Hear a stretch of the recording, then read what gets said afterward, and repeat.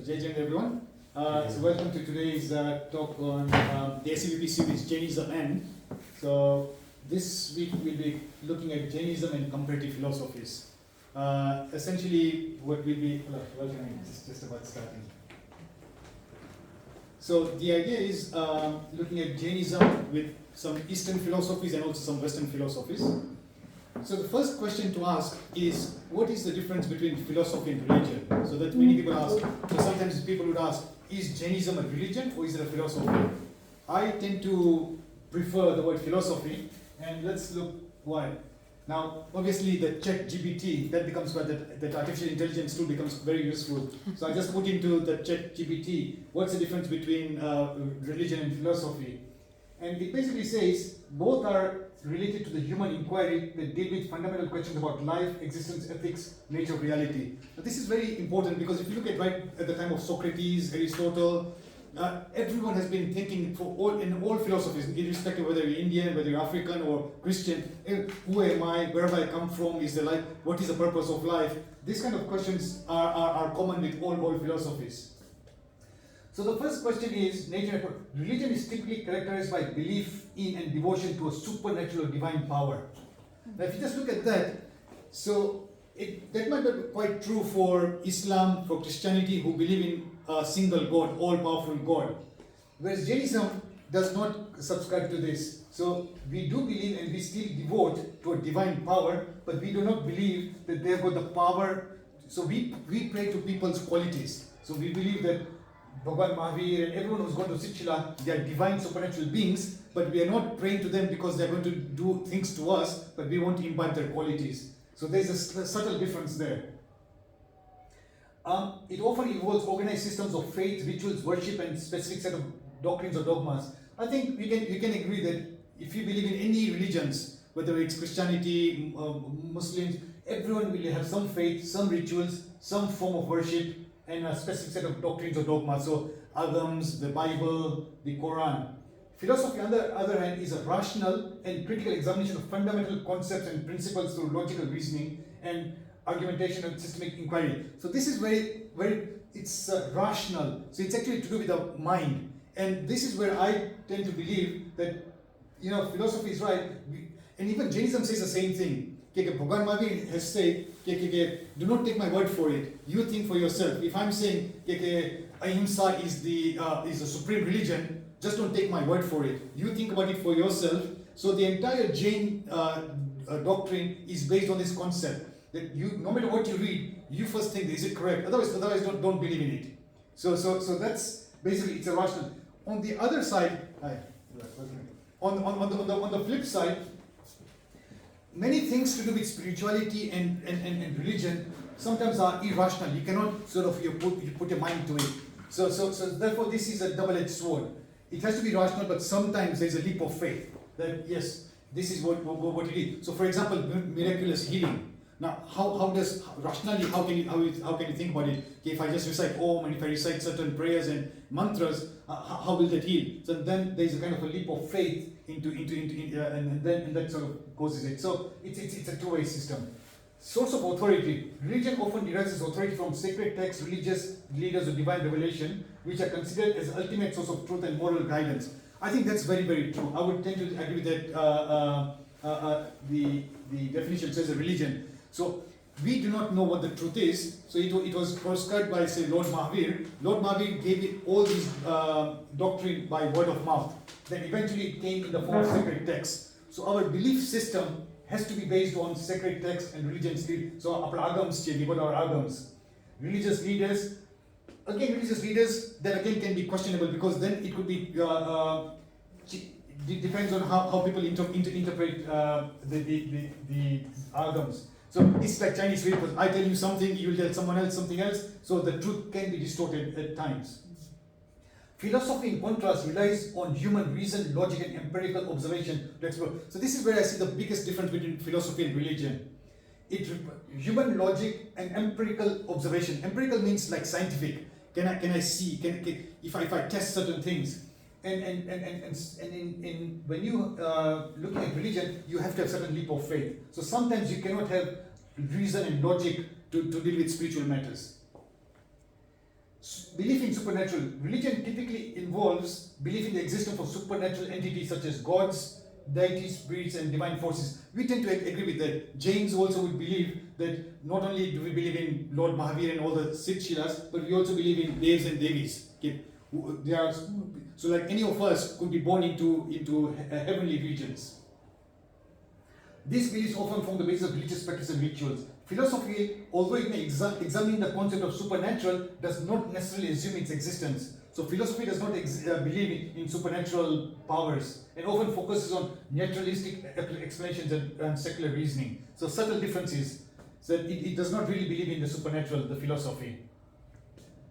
Religion often provides a framework for understanding the meaning and purpose of life, as well as offering answers to existential questions, moral dilemmas, and the nature of the universe. Philosophy, while it might touch upon these questions, is primarily concerned with the process of inquiry itself, seeking to clarify concepts, analyze arguments, and explore the different perspectives. So there's a very big difference here. Philosophy is just looking at the human mind and understanding things. Like, oh, I'm quite curious to see how this computer works. So then it's my human inquiry, what is a semiconductor? How is it all made up of? So it's that human inquiry. Whereas religion, there's a much deeper purpose to that. We want liberation. So it's not just purely argumentative and just to satisfy my rational brain. So philosophy is mainly, and that's why you can see when people go to universities, we had a lot of philosophical discussions, philosophical arguments. It's all to do with mental stimulation, mental intellectuality, whereas there's a whole concept of spirituality, which is nothing to do with kind of mental, it's beyond the mental capacity. Dogma versus open inquiry. Religions often have a set of doctrines, rituals, and practices that are considered authoritative and binding to their followers. These teachings are typically based on faith and not subject to empirical verification or questioning. So it's again question. So I tend to disagree with that because as I said initially, Lord Mahavir said, do not accept whatever I've said as gospel truth. You think about it for yourself, and if it appeals to you, you follow. Otherwise, you're free to do what you want. So now let's just look at, as I said, so because we are looking at Jainism against other philosophies, so let's look at some of the earliest people who were asking these fundamental questions. So this is almost a lineage. So Plato was Socrates' disciple, and Aristotle was Plato's disciple. Now, if you look at Aristotle, he was a Greek philosopher, disciple of Plato, and born in about 384 BC. So, and Lord Mahavir was born 599 BC. So it's about 600 BC. So there's about 200 years age difference. So Aristotle was 200 years after when Lord Mahavir was born. So around the same time period. And he also is supposed to have influenced Alexander the Great. Now, Aristotle, when David had these fundamental questions about what is reality, you're looking around, he had his theory of causation. Now, causation means what? Cause and effect. How did this table come up along here? So he then says there is matter and there is form. So again he's put them into two different categories, matter and form. Matter has got a material cause, efficient cause, and formal cause, and form has got the final cause. So form is maybe the idea which I have. So for example, let's look at a potter. Material cause is the clay.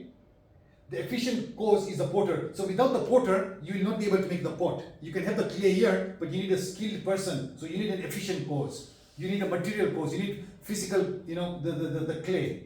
Then the formal cause is the idea, and the final cause is the ultimate aim or purpose. What am I making this pot for? Is it to hold water? Is it to hold plants? What am I making this for? So that's kind of the ultimate aim and end in life. But then these are all these kind of matter and forms. So as you can imagine, in this is called duality, and this concept of duality is very common. Duality is there in Jainism. Duality is going to be there in Hinduism. So this concept of duality is very, very important. It's almost underlying many of these world religions. But in this, the biggest thing missing is the concept of soul. There's no soul. So they really struggle with this concept of things which you cannot see. So it's all to do with matter and form. So that's,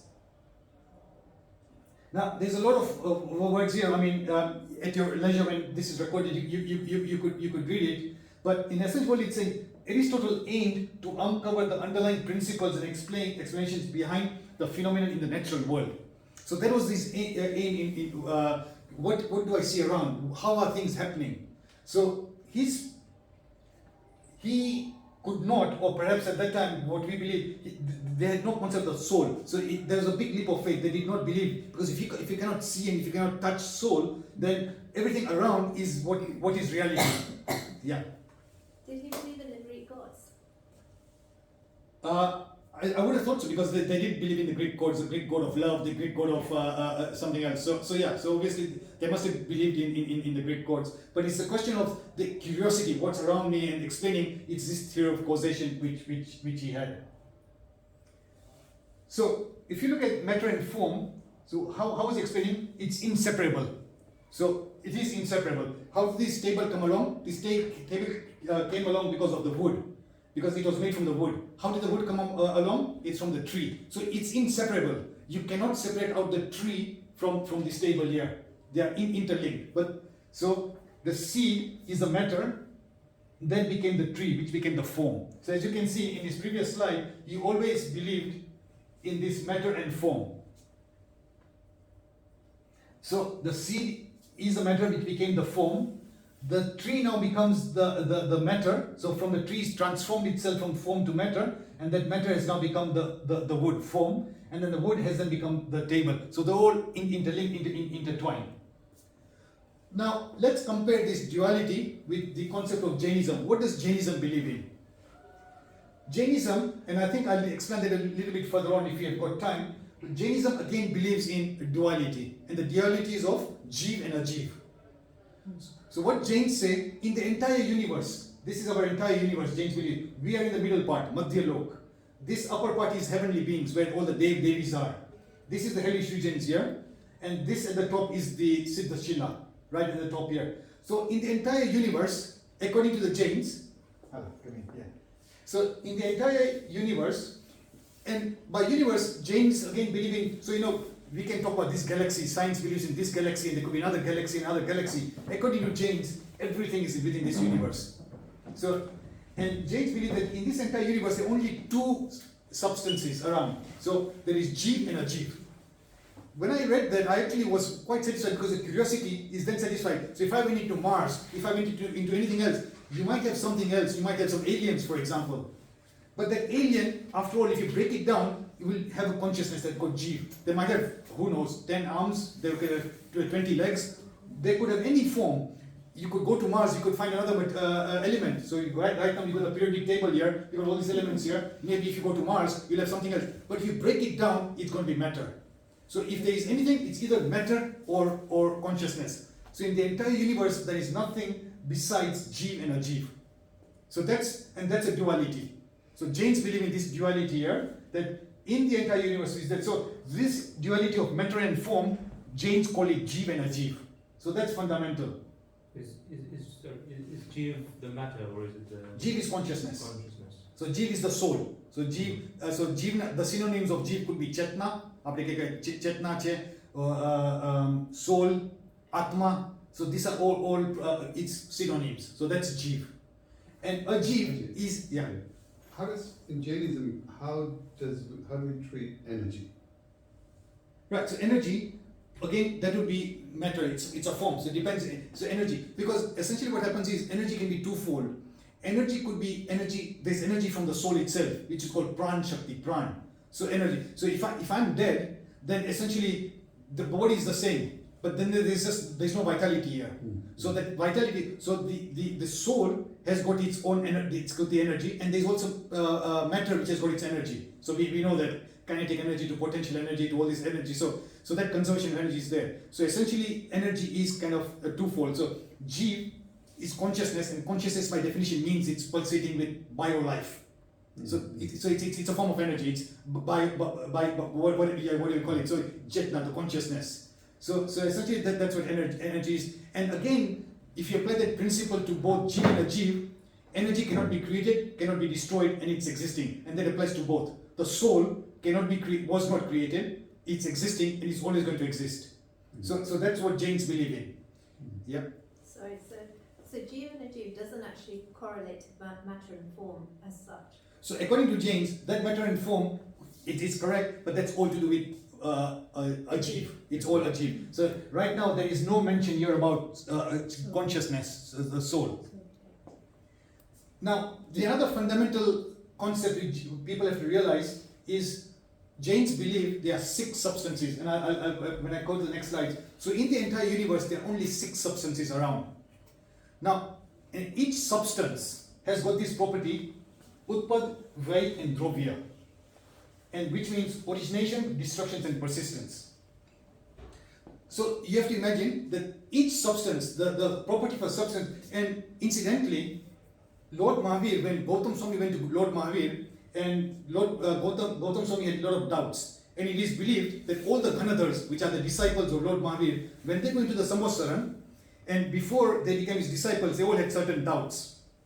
So Lord Mahavir had 11 Ganadhars, and each of those 11 Ganadhars had doubts. Either they doubted the existence of soul, either the existence, liberation, moksha ke nahi, or some people, some of them believe if I die, the body dies, then the soul dies with the body. So they all had doubts. And when they went into Lord Mahavir Samvasaran, then Lord Mahavir would actually clarify these doubts and then tell them these 3 words here. And it is believed our entire Agams, all the scriptures which you have, the volumes and volumes, are based on just these 3 words here. And once actually, it makes you believe, is this really true? And I was thinking about this myself, but then if you think of it even in our modern day-to-day life, let's say for example, money. If someone just said the word money to you, what can you do? So now we can say, if I taught a young kid money, then he thinks about it, thinks about money, then he'll think, money is important in life. Then what do I need to do? I need to study. So I need to study. So then he'll start whatever vocation he's doing. Then after you do the vocation, then it's okay, let me get a job. Then when you get a job, just with the concept of money, let me do business, I need to increase my sales, it's to do with money. Then I need to reduce my cost. So just that one concept of money has multiplied, you're thinking about money, and you're just branched out into so much. You can now almost become a PhD in certain things. So you can imagine just with these 3 words, our entire Agams were being written based on this underlying principle. And all what it says is any substance has got origination, destruction and persistence. So let's look at, for example, let's look at gold. So gold is, the particles of matter are gold. So the substance is gold. And that gold, you can then melt that gold, it can become a ring, a bangle, or it can be a necklace. But the gold is going to remain, the goldness in that thing is going to remain the same. So that goldness is the substance. You can originate and you can destroy. So you can have a ring, you can destroy the ring, it can become a bangle, but the goldness within it is going to remain the same. So and we will think about this a little bit further on, but this is what Jains say, that this is the underlying property of substance. So what are the similarities between Aristotle and Jains? Aristotle believes matter and form are inseparable. Similarly, Jains believe substances and modes are inseparable. So when you have a substance, and within the substance there are modes. So for example, I talked about gold. You can have the modes which are being bangle, and you can have the necklace. If you look at water you can have gas, liquid or ice. So these are the different modes of water. But water is constant in there. So the constant is water, and the modes, and they're inseparable. Both have a striking concept of relativity. There is a question of relativity. Jains is also a very relative religion.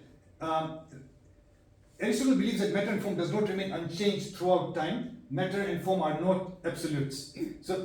And Jains also have the concept of bhed and abhed of modes and substances.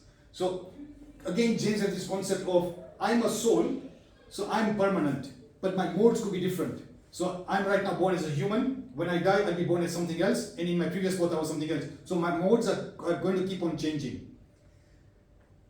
Now, if you think about this, then again, let's just extend this concept a little bit further on. One question which actually puzzled me quite a bit is that, for example, when we all go into Sikshila, we all believe that we're not going to have a body. So when we have the ultimate liberation, then there'll be no body. So if there's no body, then essentially, if I'm a soul, what are the modes here? Because now I'm going to be in my soul status throughout for all eternity. So I'm not going to be born again as an animal or as a human. There's no change of my soul. My soul is just going to be remain without bodiless. So then what are the modes here? and my understanding is, and I could be, someone could argue that I might be wrong, but my understanding of this is suppose Lord Mahavir is in Chichila, or all these souls in Chichila. Now they've got infinite knowledge. They've got the knowledge of the past, the present, and the future. Now, if they are in their own pure state, what's happening is that they're observing of what you and I, we, and everything is happening in the universe. They cannot control us. So Lord Mahavir cannot control us, but they can know what decisions we're going to be doing, what's happening, and what's happening. So the changes are happening outside the universe. So they're in the Chichila here, but there's so many changes happening around here, and they've got knowledge of all these things here. So that's the modes. Their state at every single time stage in time is understanding, oh yeah, this is what's happening here, this is what's not happening. So the modes, what are changing, is based on the knowledge of the external, not the internal. They are in their own pure state, and then the modes. So this concept of every substance has got these three things cannot be violated. Even if in Chichila, you are a pure soul, but as a pure soul, you are still subject to. So there's a new thing so they've got a new knowledge which is coming up. That knowledge has destroyed, and there's still persistence. So the world is still existing. So they know, oh yeah, this is what's happening outside in the universe here. So it's almost like saying that it's constantly evolving, isn't it? Because there is origination, there's destruction, and there is persistence. So even at that state. Even at that state, yes. It's constantly evolving. It's not like. So at that state, the knowledge is not static. That's it. Yeah. The knowledge is not static. The knowledge is evolving. Yes. So this is what happened. This is what's going to happen in the future. This is what happened in the past. So that knowledge is because of what's happening outside. But they themselves, so their actual form is not changing. They're in their pure soul state. So they're not going to be born again. Because right now we can say that our modes have been changing. I'm an impure soul right now. And right now, although I'm a human, my soul is going to be born into something else somewhere else. So those are my modes right now. But when I'm in my pure state, then what's changed? Because then you're not getting any other bodies. Okay, so this is a little bit of digression here. So what does Jains believe? Jains believe that there are 6 substances in the entire universe. 6. So, and dravya is the word which is called substances, dravya. And those 6 substances can be broken into 2, Jivastikaya and Ajiv Astikaya. So Jiv Astikaya, and I will talk about what is this Astikaya, what does this Astikaya mean? And Ajiv, so consciousness and non-consciousness. So these are the only 2 things in the entire universe. So Jiv is soul, as we know, and then Ajiv can be broken into 2, matter and non-matter. So it doesn't have any consciousness. So matter is called Pudgal. So Pudgalistikaya is matter. So Pudgalistikaya is matter. And then, which is non-matter, is Dharmastikaya, Adharmastikaya, Akastikaya, and Kal. So let's understand what it says. Consciousness is what we understand. Matter is Pudgal. So Pudgal comes from the Sanskrit word of Pulan and Galan. So Pulan means fusion and fission. So what it's saying is that all matter, and this is all matter. So matter, everything, anything which is not consciousness is all matter. Matter is called Pudgalistikaya, and Pudgalistikaya has got this property of fusion and fission. And we know that all chemistry is all to do with molecules joining and disassociating themselves. So this my body, again it's matter, table is matter, all this is matter, everything is matter, and they all have got these properties of Pudgal, which is chemicals joining and disassociating with each other. So this is a substance. Pudgalistikaya is a substance. Now, so now, which is, and all matter has got certain properties: touch, taste, color, and smell. So all matter has got these 4 properties: touch, taste, color, and smell. So that's the defining characteristics of Pudgalistikaya, any matter. So, yeah, this is quite a big topic, we can discuss a bit later on. Now, Dharmastikaya, Adharmastikaya, Akastikaya, and Kal, which is again non-consciousness. It does not have any consciousness, but it's still not matter. So it does not have properties of touch, taste, color, and smell. So Dharmastikaya, someone might believe, what is Dharmastikaya? Is it religion? And Adharma means non-religion. It's got nothing to do with religion. Dharmastikaya means it's an auxiliary cause of motion. And this is an auxiliary cause of rest. Now these are big words. What does that mean? Auxiliary cause of motion. Auxiliary cause of motion means that because this substance is prevalent in the entire universe, So Dharmastikaya is present in the entire Jain universe. What it means is it enables motion to occur. So if I want to move my fingers like this, it's only possible because Dharmastikaya is around. Otherwise, I would not be able to move my finger around. So motion is occurring because of Dharmastikaya. And the examples given in the scriptures is, suppose there's a fish. Now the fish cannot move unless there is water. Water is not making the fish move. Because there's water here, the water is not going to say, let me pull the fish around against its will. If the fish wants to move, then only the fish can move according to its own will, only because the water is present. If the water is not present, then the fish just cannot move. So because of Dharmastikaya, motion is possible. The other one is Adharmastikaya, which is auxiliary cause of rest. That it is which caused something to stop.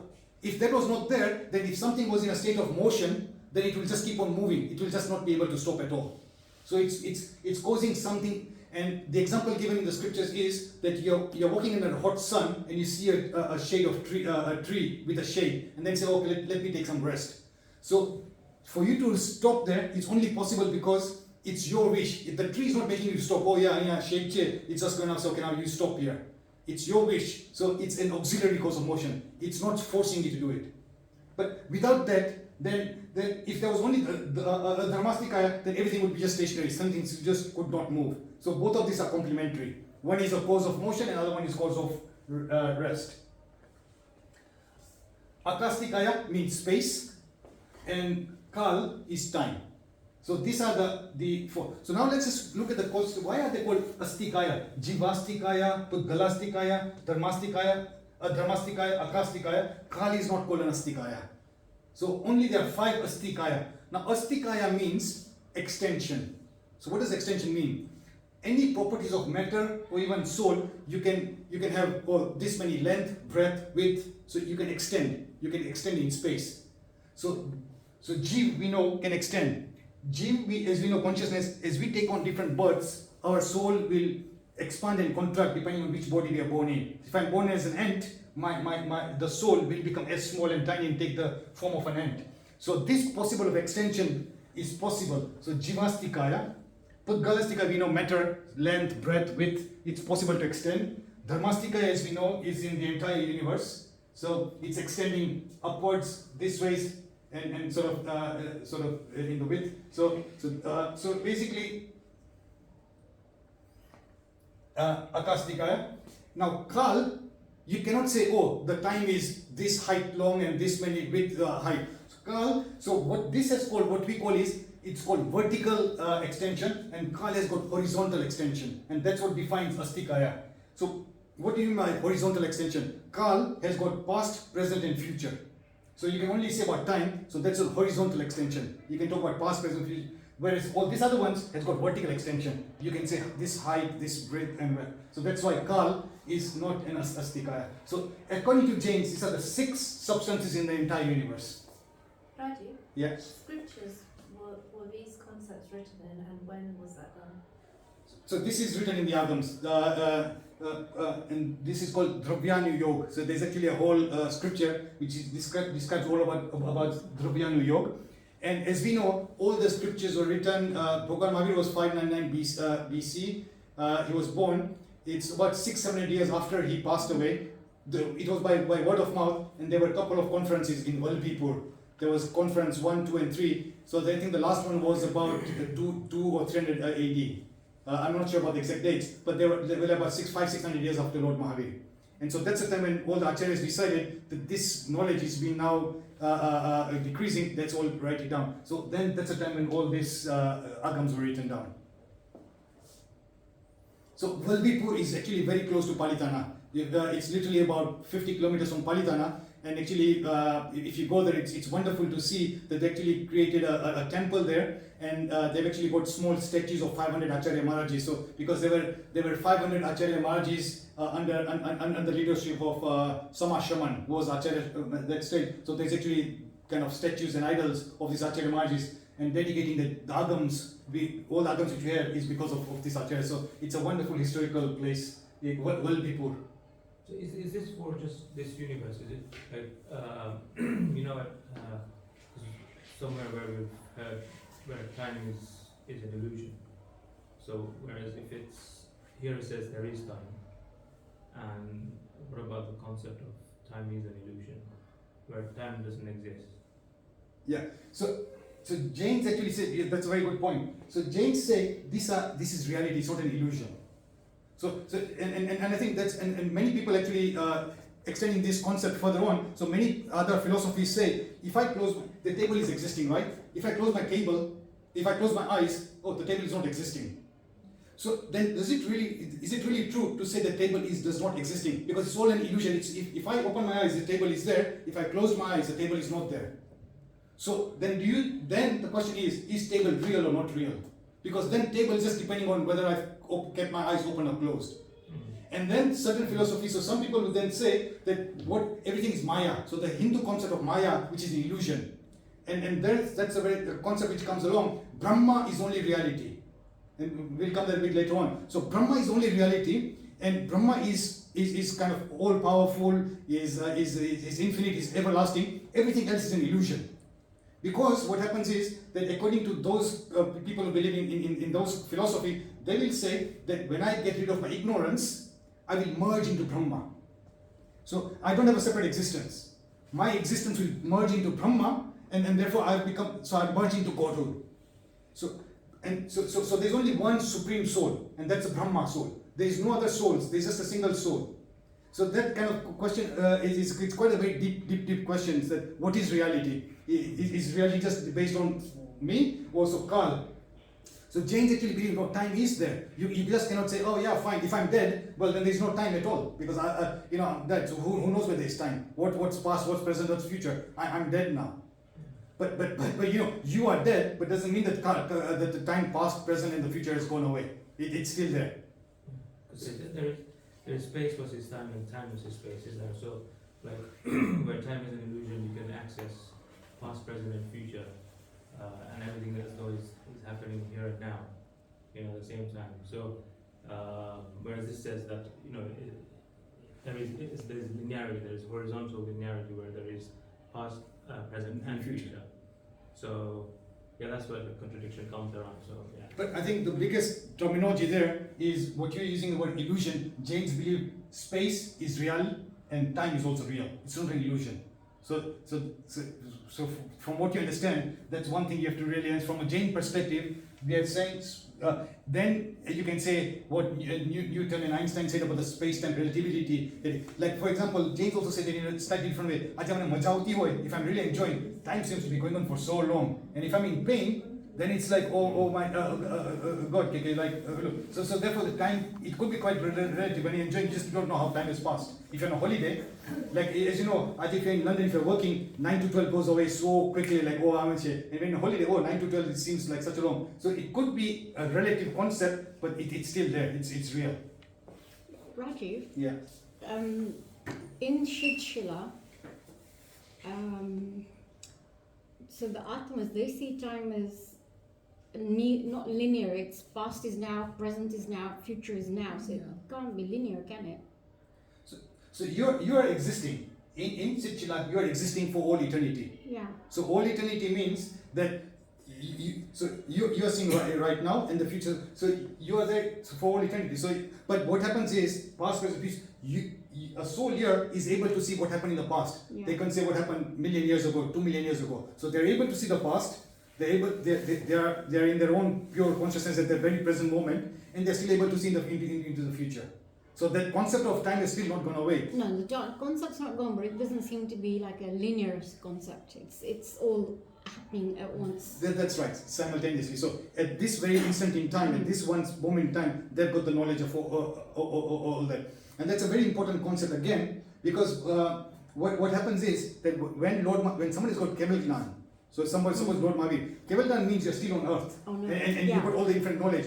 However, there's a limitation of language, because you got all the infinite knowledge, but how can you convey all the infinite knowledge in a specific? The knowledge is infinite, but your time is limited. So that conundrum is always going to be there.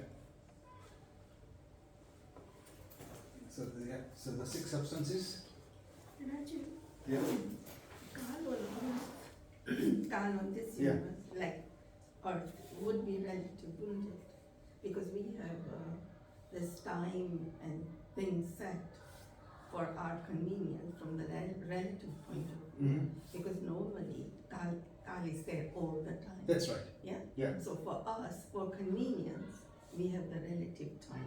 That's true. Yeah? So that's a very good concept, because time again is broken down into relative and absolute time. So absolute time is always there, and then relative time could be, yeah. So we've now got 60 seconds. Someone has created 60 seconds. I could have said 90 seconds is 1 minute. Yeah. So that the time it could be you go into a different planet, then the concept of time could be slightly different, different else. Or if you even look at our Jain scriptures, they were saying that if I'm born into heavens, they don't even have the normal time. It's called Sagarupam and Palyopam and all those kind of stuff. So those you can't even describe that time. That the time scales. If you are born in a heavenly regions, your lifespan is so long that you can't even quantify by numbers. Yeah. So it's all relative time. But then you still know it's finite. Whatever long it is, billion years or 10 billion years, but it's still finite. It's finite, yeah. And then absolute time is it's always there. Yeah. Okay, so this is just going into the bit details there. Descartes. So this guy was a French philosopher, 17th century. He's supposed to be known as the father of the modern philosophy, and he had the dualism of mind and body. So for the first time, you can actually see someone's now actually thinking of mind in terms of the soul. So he's now taking a big leap of faith. It's just not just matter, but mind is considered as like a soul. They are not saying that soul is something, but he thinks that whatever is the mind is the soul. And then body. So, and what are the properties of mind? It's a soul, active, conscious, not physical, unextended, basic qualities, thought, simple and indivisible. Quite a lot of similarities between Jains, and matter is this kind of properties here. And his most famous saying is cogito ergo sum. I think, therefore I am. So he's thinking that how does he come to this concept of the mind and the soul?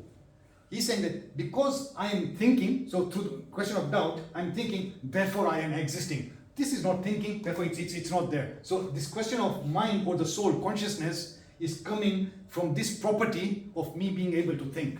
If I'm able to think, therefore I am. This table is not able to think. Therefore it does not have this concept of mind or the soul. So he's basically saying that. So he's then come up with three kinds of substances: relative and absolute. So he's not believing in God. So he's saying absolute substance is God, and then relative is mind and body. Just out of interest, in Descartes' philosophy, where did he put animals? Where did he put animals? Animals, it's quite, in fact, we'll come to that. He did not believe in the concept of souls in animals, he just believed in the human. Right. Human. So, in many of these Western philosophies, that's the reason why they don't extend this principle to the animals or the plant kingdom. So, both have accepted dualism of matter and consciousness. So, amazing, interesting. Jeev and Rajeev, he believes in that. Both consider, as do Jeev's. Difference is, aim of Eastern philosophies is to attain liberation. Moksha, I would say, aim of Eastern philosophy generally is intellectual quest. So purpose of Cartesian philosophy is to explain creation and the order of the world, whereas Jain's aim is to understand the mechanics of this dualism and to transcend to attain liberation. So the fundamental difference is here. Kant, who is another philosopher, ridicules cogito ergo sum as he believes no work can never become the subject of object of knowledge, and Descartes has treated the soul as an object of knowledge. This is very important. Subject and object. I eat a mango. So I am the subject and mango is an object. So we can see that this subject and object. Now, I means the soul, I, and the object is also the soul. So can the soul become the subject and the object itself? Can the soul itself understand its own properties? And Jain says yes, it can. He says you cannot have a subject and object be the same thing. They are two different things, subject and object. Whereas Jains believe that the Atma itself, which is a subject, the one who is thinking right now, is my soul. And then I'm thinking about my own soul. What is the property of my soul? And then that becomes the object, about me thinking about my own soul. So it's the subject and the object can become the same thing. Is that, can you just say that's exactly defining how to attain Nirvana, right? That's a self-realization. Self-realization, exactly. yeah. Making both subject and object of your soul is a path to liberation. it's a stepping stone to liberation. And So then once when you attain that, recognizing what's inside, basically, right? yeah, inside, but then okay, my soul, okay, then now you understand, okay, the soul is thinking about its own nature, and then he's saying, I'm actually defiled, I've got a lot of karmic properties attached to my soul, therefore I now need to engage on a path of spiritualism, and then you get onto that path. But yes, that's the whole point. Yeah. The starting point, in fact, will come a bit later on. Acharan Sutra, which is the first Agam, gives you 6 basic stepping stones. These are the fundamental 6 things you need to believe in to start on the step of spirituality. Because if you don't believe in the concept of Atma, then there's, what's there today? I don't believe in the concept of Atma. Well, then, khai pine maza karo. Then just, that's life is all about. You just procreate and have fun. It's about observing the observed, isn't it? So Yes. if you're observing at a state where you're able to observe yourself, Yes. and then you move up a slightly higher state where Yes. you're observing you observed, Yeah. which is observing you. So. Yeah. I think that's exactly the point. Yeah. So you're becoming just a mere observer, karta and bhokta. So those are the words which are being used in the scriptures, karta and bhokta. Karta means the doer, and bhokta is the enjoyer. And so you are being oblivious between the karta and the bhokta. I'm not the doer, and I'm not the. And this is the main kind of differences between you can say Svetambars and the Digambars. And essentially what happens is they took it from a nischay. Ideally speaking, my true nature of my soul is I'm not the doer and I'm not the enjoyer. I'm just a mere observer. But practically speaking, that's not true. Okay, if I did this, who did this? Well, I'm not the doer. I'm not the observer. I'm just a pure soul. So that concept is true when you're talking about the pure soul. The pure soul is just not a doer, not a enjoyer. It's just a pure just observer. But in practical senses, we still know that I'm the doer and I'm the enjoyer. If I did good deeds, I'll enjoy good karmas. If I did bad deeds, I'll enjoy bad karmas. So again, it's a relative concept. Yeah, so according to Descartes, Pudgal is similar to matter of Descartes. However, Jains have other Rajeev, which we call Dharmastikaya. So Jains have expanded this concept of things which is non-consciousness. It's not only just matter. Immanuel Kant is a German philosopher, 18th century, so about 100 years after Kant. Discipline and ethical thinking, that was his kind of hallmark. In fact, it's actually said that in Germany, people used to watch him, that they do not need to see the clock. He was as precise, he was even more precise than the Swiss watches. At this time, this has to be done, and absolutely to the end of his life, discipline and ethical thinking. Aim is to become ethical and ethically. Reason alone is important for morality. Senses, passions, feelings have no role. Just reason. He was a rationalist, not a hedonist. What does hedonist mean? He did not believe in passions or feelings. He did not believe in that's just pure my senses. My senses are telling me to do something. So no, be a rationalist. Do I need to eat or not to eat? Just don't succumb to your passions and to your emotions and to your feelings. Goodwill is only rational will to obey the moral law. Duty should be done for duty's sake, irrespective of consequence. Very powerful statement. Bhagavad Gita, this comes the same statement. Duty should be done for duty's sake, not irrespective. And reward somebody, I don't care, but I need to do duties for duty's sake. So again, very similar to the Bhagavad Gita statement. You do wonder what he was like to be around. Doesn't sound like it'd be very fun. So maximum of universal law. Before doing any act, judge whether the act has universal validity and acceptance. Maximum of natural law. Our deeds should be done without any discrimination and without feeling of attachment and hatred. Quite rag dvesh vagal. So maximum of treating humanity as an end. So humanity. Humanity is itself an end, thus do not exploit others. So his main focus is humanity, and this again draws your question, animals and plants don't come into it. So I'll be extending compassion and everything to humanity, but animals and plants, they don't come into this. Maximum of kingdom, through your acts, you legislate not only for yourself, but the entire humanity. What a powerful statement. Whatever I'm doing, not only am I doing it for myself, but it's helping the entire humanity. So even I could be a small cog in the entire wheel, but as a small cog, I'm actually helping the entire humanity.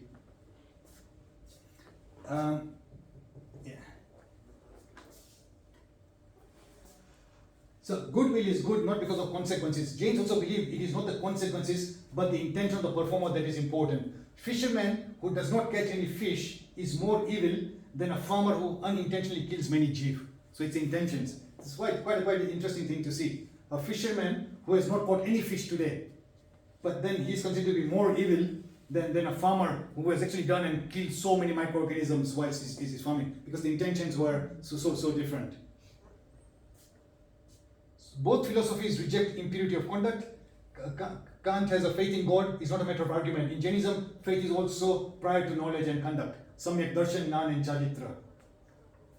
So both have a strict adherence to morality. Now, Kant is a rationalist, rejects emotions. Jain's ethics encapsulates emotions, bhav. Jains actually say that bhav is very important. Kya bhav thi hum karu chu? Kant considers duties for duty's sake, irrespective of consequences. For Jains, the ultimate aim is liberation. So what are we doing? Not just for humanity, but for liberation. And thus all activities need to be keep that aim in mind. This is very important. Jepan karu chu, it's with the aim of liberation. Tappan kero, I tap kero, senamate kero, tap. I want to get rid of my karmas so that I can attain liberation. So attaining liberation is the ultimate goal for Jains. I want to get out of the samsara. In Kant's philosophy, there is no absolutism from absolution from sin. Jains have tap for nijara of karma. And Kant believes in God, but Jains do not believe in God in the same sense. There is no distinct God for Jains. We don't believe in that powerful creator God. So now, let's look at the nature of soul. So, between the different philosophies. Descartes and Jains both consider matter to be opposite of soul. So I think we've looked at Descartes. The difference is, because soul is unchanging and rational. Let me just see what are the main points here. Yeah, so for Descartes, we've discussed this. Soul is an object of knowledge, but never a subject of knowledge. For Jains, it is both. Descartes believed that the soul is seated in the pineal gland. So that's what he believed in, Descartes. That it's that soul is, whereas Jains believe it's coextensive with the body. So Jains would say, my Atma is within the entire body. So you can't say that Atma is here, Atma is in my heart, Atma is in my mind. The soul is coextensive with the whole body. So if I'm being born as an elephant, then the soul will expand into the size of an elephant. If you're an ant, it will be born into an ant. So that soul has got the properties of taking the form, the space of the body it occupies. Jains believe that there is soul in 1 sense beings to 5 sense beings. Descartes believes only humans have souls. Descartes believes souls can never become God or godlike. Jains believe every soul can become godlike. This is again a very fundamental differences between Islam, Christianity, and Jains. Whereas they all believe that there's one God who is all powerful, and we all will be redeemed by God. But Jains say we can become like God. So we can become at same parity. So it's almost like saying, I'm teaching you something, I'm a professor, I've taught you something, but then you'll also become a professor and even become as good as I am. Whereas others say, no, I'm the all-powerful. No one can actually get to my status here. I'm the professor here, you guys just cannot get to that status. So no, Jains believe that every soul can become godlike.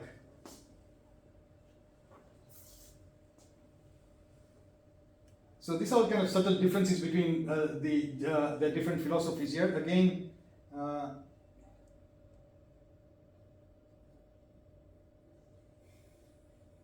okay, so I think you can just read that later on. So let's look at now Christianity and Jainism. So Jesus was born in a stable at Bethlehem. Mother Mary and father Joseph, who was a carpenter. Mother conceived whilst unmarried. Joseph was disturbed that dream that a child is the son of God. He got a dream that the child is the son of God. Grew up in Nazareth. At 12, he was taken to Jerusalem. You can actually see Bethlehem here, Jerusalem here, so all in kind of Israel. Father passed away and became disciple of John. So he then became miracles of Jesus, and he became a priestly class, and the priestly class became jealous of Jesus, and they decided to crucify him. The Old Testament was the original Hebrew Bible, circa about 1200 and 165 BC. New Testament books were written by Christians in the 1st century AD. Now, during the years, the popes became very dominant in the Middle Ages, almost becoming like powerful, sometimes cruel, quite cruel, assuming godlike powers, the popes. Those who opposed became Protestants. Now, this is quite interesting to see that, and Catholics supported idol worship, whereas Protestants did not. Very similar to the Jains, where we have the Svetambas and Digambars. And you can see that the schism occurred a few hundred years after Lord Mahavir. There was a big drought, and the Svetambars and the Digambars then separated away. And Digambars don't believe in idol worship, whereas the Svetambars do. Now, what's the difference is, God is the ultimate reality. So Jains do not agree with that. Jesus Christ, they believe God is a creator, ex nihilo, created out of nothing. So God created all this earth out of nothing. And He's a savior. Jains don't believe in that. Now, the biggest leap of faith which Jains need to do is that the universe has always existed, it's existing, and it will always continue to exist. Who created this? How did all this come up? Well, it has existed. So that's kind of the leap of faith which Jains have to understand. It was not created. God is omnipotent and omniscient, He's all powerful, and He's got all the knowledge. Jains believe in that. Okay, when you go into Sikshila, you got the four main properties. Obviously, Atma has got infinite properties, but the four main ones are called Vike. Infinite bliss, Anand, infinite intuition, infinite knowledge, and infinite energy, the power, infinite energy. Now, someone actually asked me just a few weeks ago, there was a talk in Oshwal, that what is it like to be in Sikshila? You've got all this power, you've got all this knowledge, but you're doing nothing. And so what's the purpose of all that? And it made me really think, and it made me think that, say for example, you went on a holiday to say Hawaii, and then someone asked you, so it's a wonderful holiday, you went to Hawaii, so how was it? It was great. What did you do? Did you do windsurfing? No, I did not do windsurfing. Did you do water sports? No, I did not do any water sports. Did you go on a lot of treks and hiking? You did not. I didn't do anything. Did you eat? No, I didn't feel like eating. I just sort of had a very. So what did you do? And you can imagine the person's coming back and saying, I had a wonderful time. I had the best time of my life. But what did you do? You did nothing. And just extend that concept to Sikshila. You are in your own infinite bliss. You're not doing anything, but you are just there. So you can actually imagine that if you went on a holiday and did nothing, yet you had a lot of anand, lot of bliss. So you can imagine what must be like Sikshila.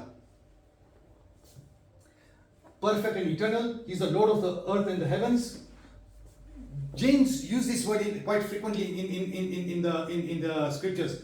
Hey Bhagwan, tame tran lokna nath cho. You are the Lord of the earth and heavens. Three jagat. So Jains believe, and they use in the scriptures this terminology, Lord of the earth and the heavens. And this is with a way of saying, oh Lord, you have now actually transcended this universe and got into Sikshila. So that's why it's an adjective you're looking for them. But they're not lords in the sense of like, yes, I'm going to punish the evil and I'm going to reward the good. So they're not Lord in that sense. Sustainer and moral governor of the world. No way. Jains don't believe in this at all. That there is no God who is a sustainer, everything is sustaining because of this God, and is a moral governor of the world. No. The moral governor of the world is each one of us ourselves. We are the ones who bind our own karmas and we shed our own karmas. So essentially, the governor of the world is each individual soul of ours. God is one. We don't believe in that. We believe God is infinite. There are infinite souls in the Sikshila. There were, there are, and there will be in the future. Now the question someone did ask, again, I don't know if your mind thinks that if we believe that the Sikshila is of a fixed dimension, so whatever the dimension is, how can you actually fit infinite people? Can you fit infinite people in this room here? And the response given in the scriptures is, suppose I bring here one candle, and then I bring a second candle, and then bring a third candle. The candle is going to give its light its rays is going to fill this entire room. So no matter if you had one or if you had a million, they'll all fit in this space here without any problems here. Another example I thought of, suppose I put a cross here. Now if you had a PowerPoint, you take another example, you make a copy, Control C, Control V, change the color to green. You can superimpose this on this one here. Then you have an orange color. You can keep on superimposing different of this on top of each other. In the same space, I can actually have infinite crosses here, different colors. So there is no problem of me in this particular location of space having infinite of those crosses here. Because if I did this, I can take my mouse, drag one out, oh that's red one out, yellow one out, green one out. So you can actually start taking out if you actually put all on top of each other. So Jains have got no issues in the Chitchila. In the smallest minute space, you can have infinite souls, or in the entire space, you can have infinite souls. So there are infinite souls. There are, and in the future, infinite more souls will go into Chitchila. So that question is does not, oh, Aklat size much, how will they all fit in? They will fit in. Again, it's kind of a limited thinking. It's coming from a human being, right? Yeah. So that's how rational we are. We think rationally. But then again, it's rational. You can think that there are rational answers also. So you can give rational answers saying that it is possible. So if one had to say arguments, if there was a debate here, do you think are you in the camp of saying is it possible and others saying it's not possible? Then at least rationally you can say that it is possible. And you're giving an example why, saying even using a physical matter, I can demonstrate to you that in this space here, I can have infinite things stuck here. So why can't you actually have infinity in a place like Chitchila? God created time and space. No, it's always existed, it's existing, and it will continue to exist. So that's there. Evil and sin to be removed by God's grace. Evil is defiance of God's will. Jains believe no, Purusharth. If I want to remove sin, is I have to do my effort. Efforts karo pade. God shows a path of salvation. That Jains believe in. Tirthankar che, apna namutthunam ave che, Magga Dayanam. So Magga Dayanam, oh Lord, you are the ones who are showing us the path. God is loving, that's true. God is supreme and omnipresent. God is supreme, Jains don't believe in. God is omnipresent. Yes. In the sense, when we say namaste, what does namaste mean? Like I say namaste. Namaste means I am bowing down aste to the soul within you. So we actually believe that divinity is with all souls. Okay. I am like God-like. If I get rid of all my karmas, I can become like God. So can you, and so can all the other souls, all the plants and animals. So that's why when we say namaste, we are actually bowing down to the divinity in everyone. So we do believe that divinity is in all souls. You are impure, I am impure, but when you get rid of our impurity, we all will become pure souls. Trinity of God. One God is understood as three. That's Father, Son, and the Holy Spirit. God the Father, the Son, and the Holy Spirit. So God the Son, Jesus is the messenger who brought God's word to man. And God the Holy Ghost, so that's the Holy Spirit, is the power of God which pervades the entire world. So that's the concept in Christianity. Now, I was thinking about this, and although in a little bit more flippant manner, I thought, how can I think of this concept of Holy Trinity within the Jains? Now, God the Father. So Father to me seemed to be like Arihant Bhagwan, because the Arihant Bhagwan, when Lord Mahavir was here, he got rid of all his karmas, he got Kevaldan, he had ultimate knowledge. So he's the Father. The Holy Ghost is the Chitchila, the pure souls. It is that not the power of God, but it is that the pure soul in the Chitchila. So that's the six souls. And the Son are the messengers of God, who are the Acharyas, Upadhyas, and the Sadhus. So when we say, like for example, when someone says, who do Jains pray to? So if someone asks that to a Muslim, they can say, I believe to Allah. Then I believe to Jesus Christ. To the Jains, the response is, we believe in the Panch Parmeshti. This is who we pray to. This is our ideal of our veneration. And our veneration is Arihant Siddh Acharya Upadhyaya Sadhu. Naukara Mantra Mavache Panch Parmeshti. So that's what we believe in. So this is our... Let's take a few. They believe, Christianity believes, there was a hierarchy of God's creation. First God created the sky and the heaven, then earth and water, then plant kingdom, sun and the moon, creatures of the earth and water and earth, and humans. Because humans were last in this creation, they got the authority of the creation. So that actually gives the humans that power. That's the reason why I says, I've got the power of the animals. I can eat the animals, I can do what with the animals. So humans were the last in this hierarchy of creation, and they got the authority of the creation. That's kind of the Christ. Jains believe in the 6 fundamental entities. We discussed all those entities there. Evil is a byproduct of freedom awarded to the humans by God. So what is evil? How do Christians believe in evil? There's intellectually evil, natural floods, ignorance. Then metaphysical, no creation is perfect. There could be deformities. So there are all these different kinds of evil which is being described there. How do Jains believe in evil? So these are all the different forms of how we bind karmas to our soul. Adarpa. Again, Jains talk of karma, and there are two kinds of karmas, ghati karmas and aghati karmas. Gati karmas are those karmas which define the true nature of our soul, and agati karmas are the ones which do not. And a simple example I gave is when you have a car and the car is met with a write-off, it's met with an accident, it's totally written off. You cannot know the make, the model of the car, the color of the car, it's totally defined, beyond recognition. So those are the kind of the gati karmas. The gati karmas are so strong, we actually, Jnana variant karma, we lose knowledge of ourselves. Hu Atma chu, we lose knowledge of that. We, Mohinya karmas, we have got the wrong faith. So these are kind of the very sticky karmas which are actually defiling the entire nature of the soul. The other agati karmas are like a car has got a small dent. Yeah, okay, there's a small defect on the car, but it's not totally written off. So agati karmas are like the vednya karma, pain. I know myself, but pain, mane aja mane pain che, aja mane pain nathi. Nam karma, gotra karma, and ayushya karma. So these are the agati karmas. So when someone gets Kevalinam, yeah. So, Rajeev, there is a fundamental difference between what Western religions consider as evil Yeah. and what we consider as bad karma, right? There's two separate difference, right? Because They- bad karma can be more internal as well. Like Mohini karma is not necessarily evil. Mm-hmm. Evil in a sense is always taken to be something that you do to other person. Yeah.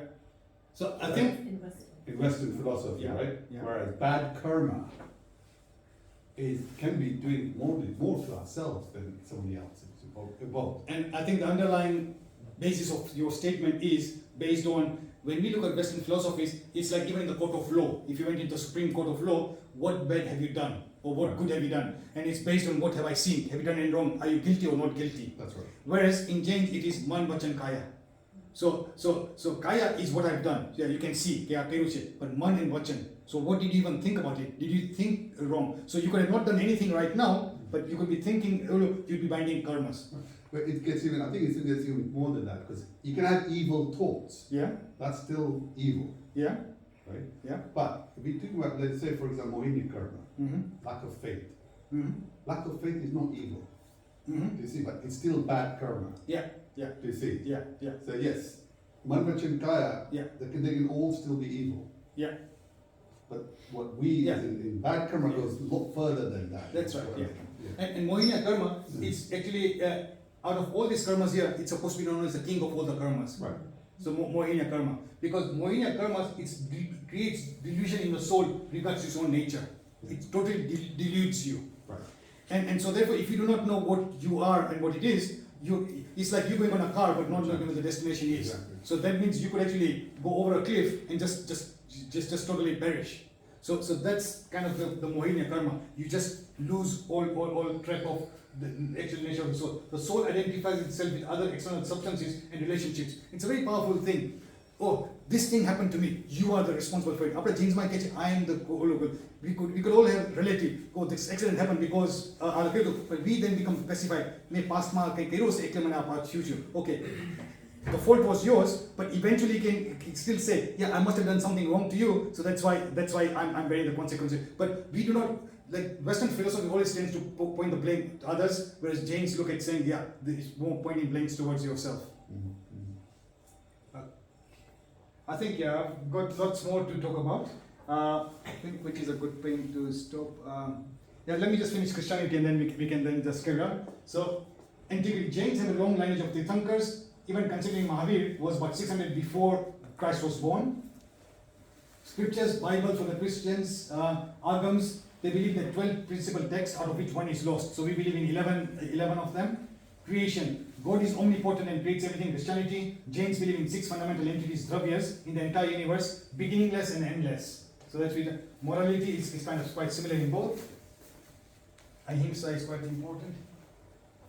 Yeah, I think we can stop at this. Then it's sort of Islam, and we can see if there's another time we can discuss about the other ones later on. We still haven't yet got to Buddhism and Hinduism, but those are quite interesting. We looked at more of the Western philosophies, but it's quite interesting because if you look at the Eastern philosophies, the concept of karma, the concept of consciousness is is there between. So then one asks the question: what's really the fundamental differences between Buddhism, Hinduism, and Jainism? But we'll discuss that a bit later on.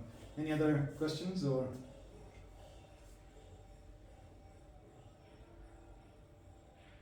Might put some people to sleep. Right, in terms of philosophers that you mentioned, right? Did any of them, even though they had believed in soul, did any of them believe in reincarnation? No. Because the soul actually, if you believe in soul, Yeah. you all have to believe in reincarnation. Yeah, I think that I do not know the answers, like whether they really believe in. So, like for example, some of them when they had the link between mind and body, and they believed in soul, whether they actually believed in the concept of reincarnation. My gut instinct says no, because most Westerners don't believe in this concept of reincarnation. They generally tend to believe that after, like especially the Christianities, after you're dead, you will be born into purgatory, and at the time of redemption, then God will then judge. There will be a judgment day to say, did you do good things in this world? Then you'll be rewarded, and if you did bad things, you'll be punished. So, and until that state, that's a purgatory stage. So this whole concept of reincarnation is just more on the Eastern, and that's why the Eastern philosophies are called Shamanic religions.